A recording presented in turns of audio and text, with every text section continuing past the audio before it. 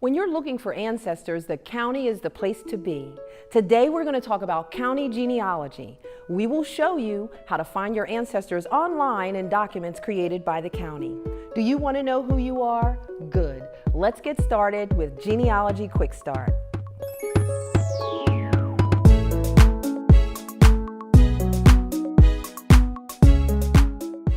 When I decided to begin building my own body of research, I focused on my grandmother. So my buddy Diane and I boarded a plane heading to Alabama. I was excited. It was my first big girl research trip. The only problem was it was March, it was snowing, and they just pulled our plane off the runway. Hopes dashed, we looked out the windows, and there we saw it. The de-icing trucks was hosing us down. Diane and I smiled like two children heading to an amusement park. Yes, ancestors, here we come. Being hundreds of miles away from New Jersey, I still felt at home because I had family all around me. And if anything were to happen to me, I knew I'd be taken care of because my Stanford family had two funeral parlors, one in Barber County and one in Henry County. After meeting so much family with Cousin Bertha, I was looking forward to hitting the courthouses, the cemeteries, and the libraries. First stop, Barber County Courthouse in Clayton. The room of leather-bound books was impressive. I looked at everything in the county clerk's office, but soon I began wandering the halls, and there was this deep, dark, dusty room. I must get into this room. Realizing I wasn't in New Jersey anymore, I asked for permission. Miss Kathy, would it be okay if I looked at the books in the room across the hall? Big smile. Well, sure, honey, but I don't think you're gonna find much. When I came back to show her the mortgage record from 1865 with my 4 times great-grandparents, she was excited for me. And then she said the words every genealogist wants to hear. Well, honey, if you like that old stuff, you might like to take a look at what we have in the basement. Being in the county with my grandmom's ancestors was a great experience. I went to church with my cousin Laney at Samsville Baptist Church, where the Stanford family is buried. I visited the overgrown homestead with my cousin Earl, where the family owns over 100 acres of land. Yes, hanging out in the county is where the genealogist's heart really is. But if you cannot get to the county, you're in luck. More and more records are available online. Not all, but the amount is increasing. So how do you research in the county from home? Of course, you always want to start with the question, what do you want to know? Then you're going to use my County Quick Start method. Today, we have my buddy Joe Grabus with us. In addition to being a genealogist, Joe is also a forensic land title researcher, and he's going to help us learn about the county. So Joe, how did you get started in genealogy? Well, it's sort of connected to my job in land title research. Quite often property gets passed through estates, and we have to do a lot of genealogy to figure out who owns the property today. Exactly. When you start your genealogy search, you always want to start with a question. So for me, when it came to the county, I was interested in understanding how different families connected, because you always hear, oh, we're related to that family and this family. So that was my question for why I wanted to go to the county. And you have had someone who you were tasked with finding out the ownership of a land. Yes.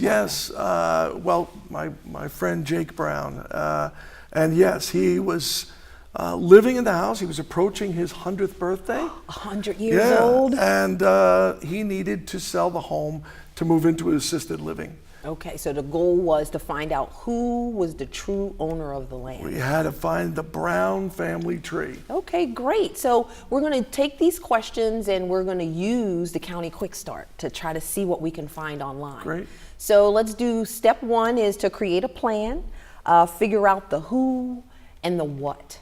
So when I think about who, I think of genealogy kind of like what they call a cluster. Do you use cluster genealogy when you do research? We don't use that term, but yes, the concept, absolutely. So yeah, the concept is really to look at not just your direct ancestors, because of course we want to know the people who made us, but it's also, my friend Debbie calls it cluster, in that you're looking at the aunts and uncles and the siblings of your family.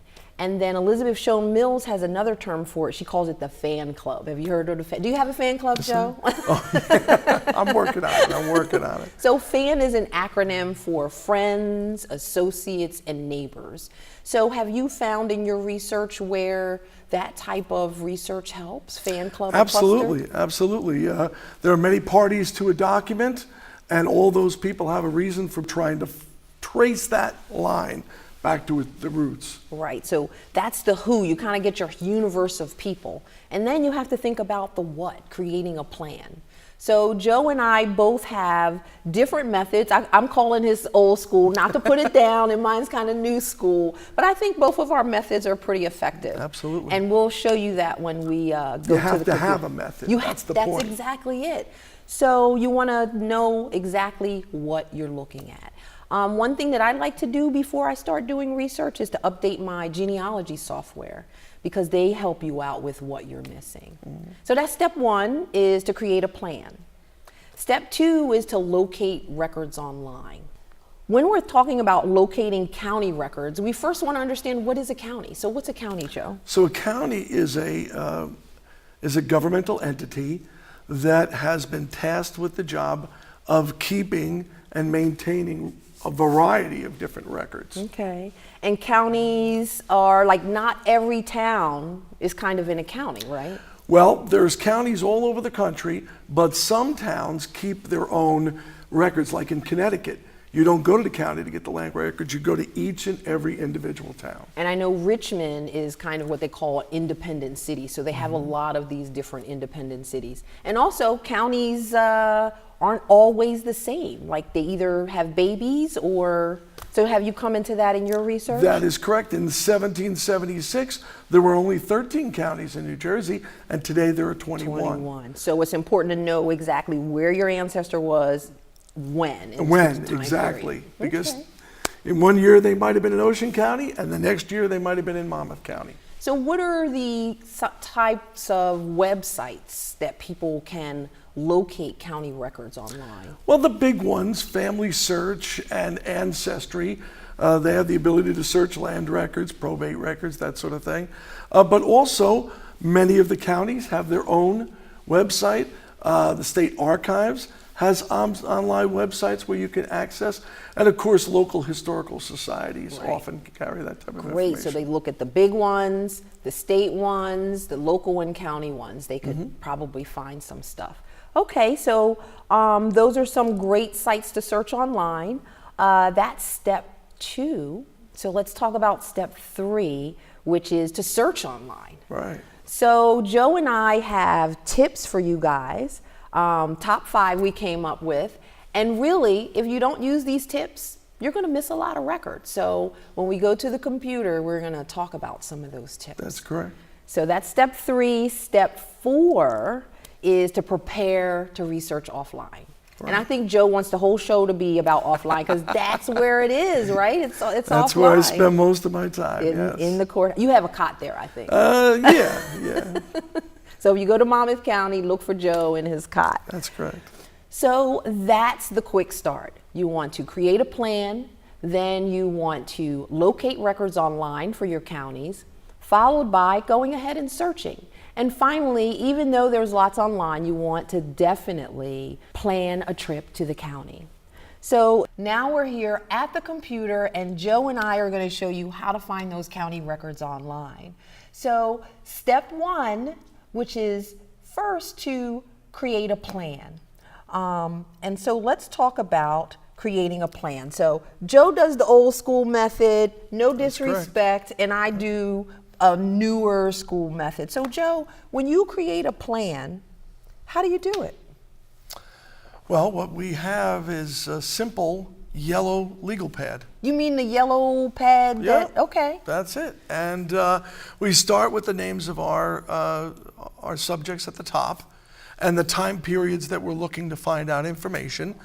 And then we write 3 columns: grantor, grantee, mortgagor. And we list all of our information underneath, and that's how we're able to get the information from the indexes to our pad in an organized way. So me, I have to use technology because it's there, right? And I like to use Word or Excel. And what I really like is Evernote and OneNote, because then you have it's mobile with you and you can just walk around the courthouse. That's right. You can bring that in the courthouse. There's no prohibition against that. Yeah. So that's step one, is to create a plan. Let's move on to step two, which is to locate records online.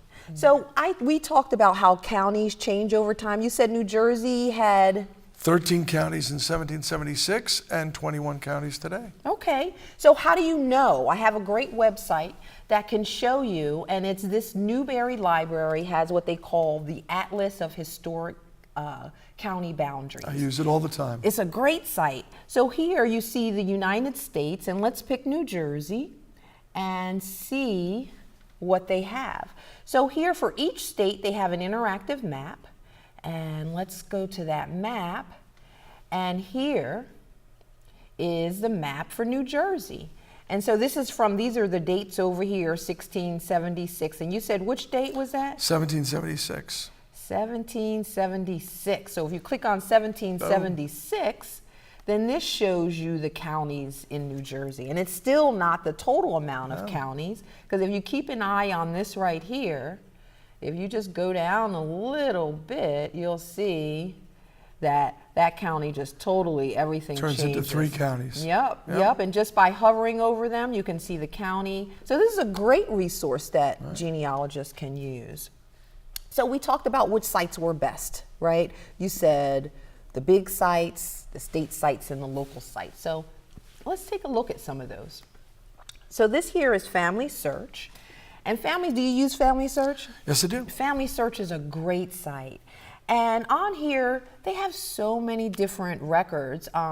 It's kind of hard. Like, I think people get box blindness and they just fill in stuff without knowing what they're looking at. Sure. So if I wanted to see all of the records that they have for, say, I'm going to do Alabama right now. I don't know why, but I just feel Alabama-ish. And so if you scroll down, and don't just go right here and type something in, but you can search, but by scrolling down, you get to see all of the collections that they have available. So this is a great way to focus in on your county and see what they have. So that's Family Search. Let's take a look at some state sites. So I know you know this site, Joe. Yes, this is the New Jersey Archive site. Basically, all records from 1800 backwards are going to be located here. So when you really want to get back on your family tree, you're going to wind up here sooner or later. So that's New Jersey. Georgia State Archives has a decent website, and they have what they call the Georgia Vault. And it's kind of like a hodgepodge of stuff. You never know what you might find, and they're putting stuff up here like crazy. I mean, here's an example of Chatham County deed books. Right online. Right there. You don't even have to go to the archives to see it. Church records, they even have some colonial estate records. So another great state website. This is a website that has been around for a while, and it is called US GenWeb. Have you been to US GenWeb? I have not, but I will now. It's a great site in that it's a lot of volunteers all over, and they take over a state. And they kind of put information out there of where to research when you go to that state, or where to research when you go to that county. So these are genealogists telling you about the state and about the county. That's great. It's like having a team of genealogists working for you. Exactly. That's great. Yep, it is. So this is kind of like a volunteer site. They also have county sites.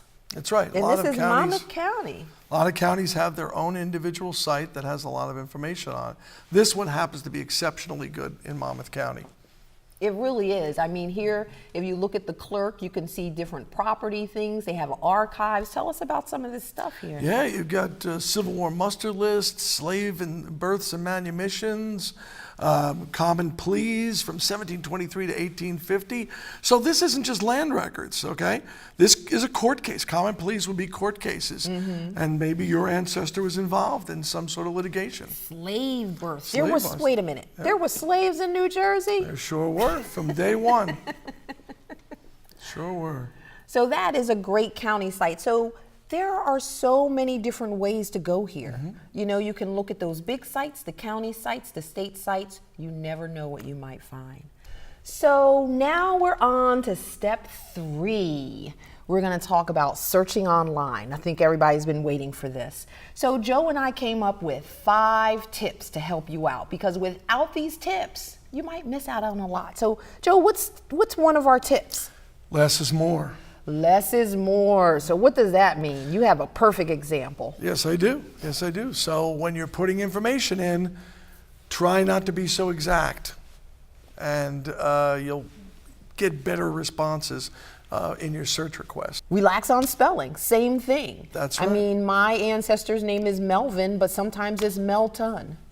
So if you relax on spellings, and you won't miss things. What's the next one? The next one is filter to focus. Use the filters. It's going to cut down some of your time spent. You're not going to look through thousands of documents, and maybe will get you to success a lot quicker. So if you want a will, focus in on wills. You don't need to Right. look at census records and everything else, right? Right. And the next tip, I think, is know what you're looking at. Because a lot of times we might search marriage records for our county, but they might just be some of the marriage records and not all of them. So if you understand the collection you're looking at, that should help out a lot. That's correct. And the last one you came up with last night is a great one. It's be curious and creative. Think outside the box, throw the box away. Okay? Look online and give it a shot. Run something in Google. Put anything in there and see what can come up. You never know where you might find something. That's true. So when we think of county records, what types of records do they have at the county? Well, vital records. There are also land documents, probate records, and court records. Court records, okay. My question, if we remember, was I wanted to know about the different families that married in. So to me, vital records is a great way to go. So if I wanted to look up my ancestor Melvin, I would come in here and I would search for him. I'm going to put in that he was married in Barber County. And I'm going to say he was probably married like somewhere in the 1920s. And let's see if I can find him. So here we see we have Melvin in here lots of times. Did he have a lot of marriages? I don't know. Let's take a look here. So when you have that little camera icon, that's telling you that there are documents in here. And when we look at this document, okay, this is just the index, right? Right. So you always want to go to the original document. Absolutely. I want to show you why it's almost very important to do that. This is an example of a marriage index for Barber County. And if you look at what the headings are, not only do you have the groom's name, the bride's name, the date that it was issued and when they were married, the volume and page, which gets you to the original, they also have a column for race. So if I scroll down and look for my ancestor Melvin or Melton, here he is. And not only is he in here once, this is my great-grandmom he married, and then this is his second wife. But notice they have a C on one of them, but not on the other.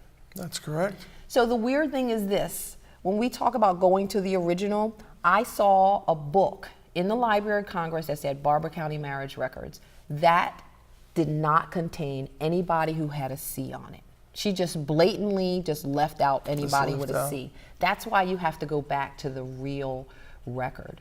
So we want to see if we have the actual record here. And so this is an example of the marriage record.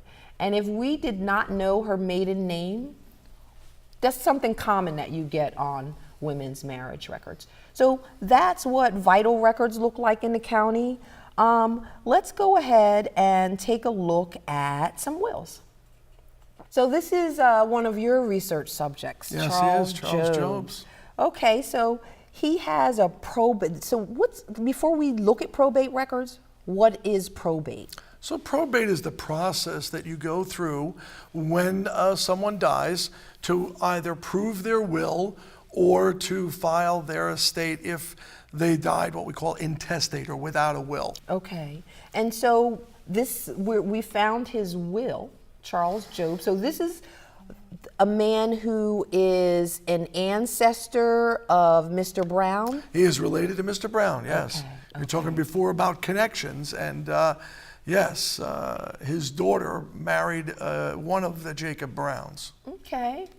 So here is his will. So what kind of great things, genealogical things, do you find in wills? Well, first of all, property that they own, because that's the purpose of the will, whether it be real property or personal property.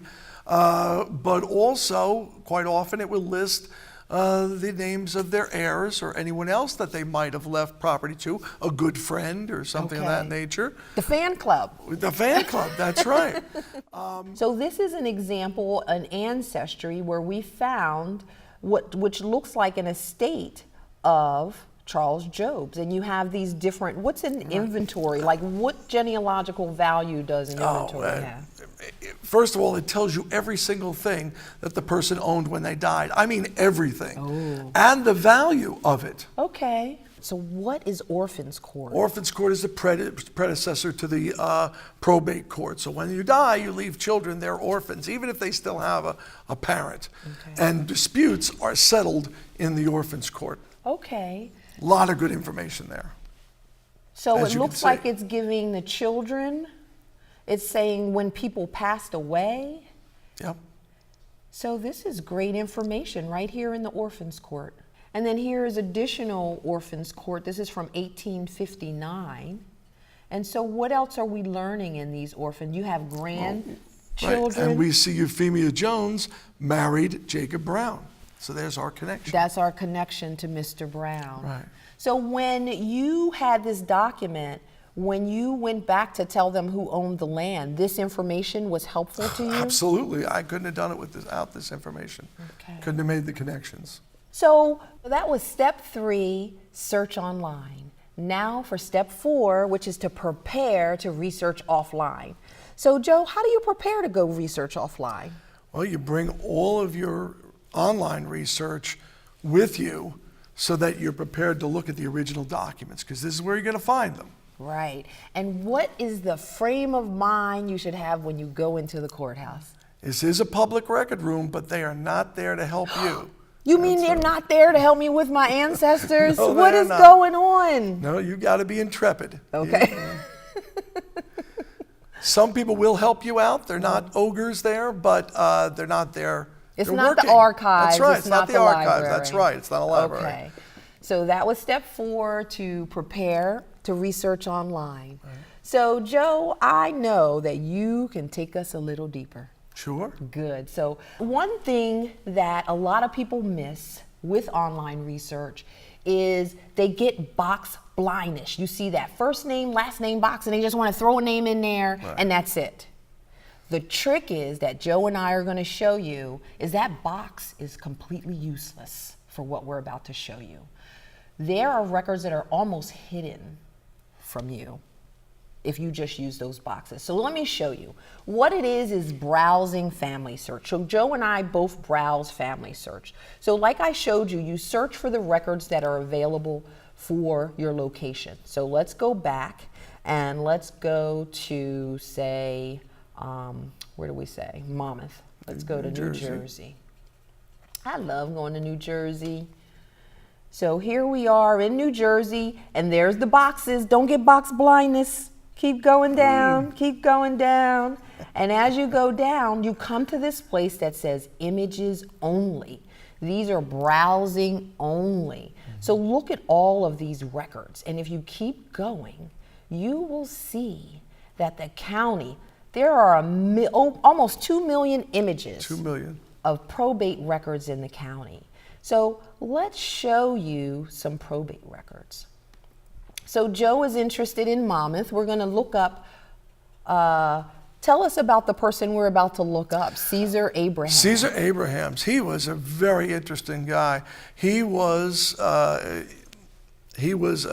former slave who owned property as early as 1768, which was 30 years before they were allowed to in New Jersey. So it was illegal for illegal. black people to own land in New Former slaves, Jersey. that's correct.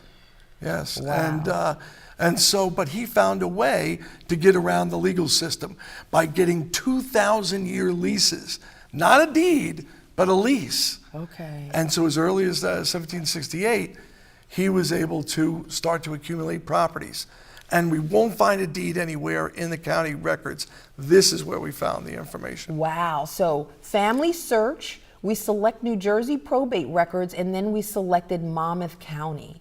And here are all of the different collections that you can browse. So we went ahead and we pulled up the estate. I believe this is the estate index. Estate index, that's so correct. So here he is right here, right? Caesar Abrams, that's correct. Okay. And look, his name is spelt about 4 different ways. Relax on the spelling. Relax on the spelling. And so this is telling us where to find him in the proceedings index. That's right. So you have an index to find another index. So now we have the proceedings index, and again, here we have what's all of this stuff here? What are we looking at? We've got an inventory, and we've got a lot of Orphan Court minutes. So that means that there were disputes that came before the court to settle his estate. And they went all the way from 1797 to 1823. So this we found online. Now we can go to the courthouse and get the packet, and then we could see all of this stuff together. That's right. Or some of it we can see online too. Some of these things are available online. Okay, great, great.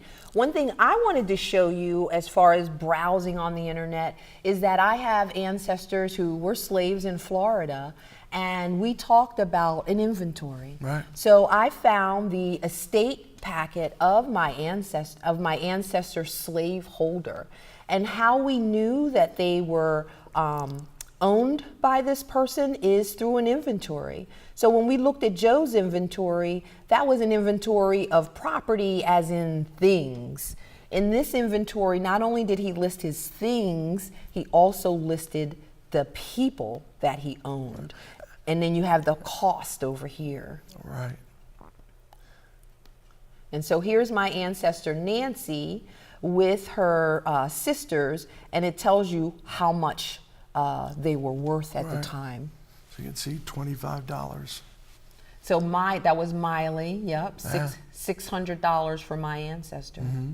So this is how you can get deeper with records online, is by browsing. You don't have to always search. Browse, and you'll be amazed by what you'll find. That's correct. So that was going deeper. Thank you so much for coming on this show. That's I think okay. you gave us Enjoyed it. like tons of information that we'll be able to grab from for a long time.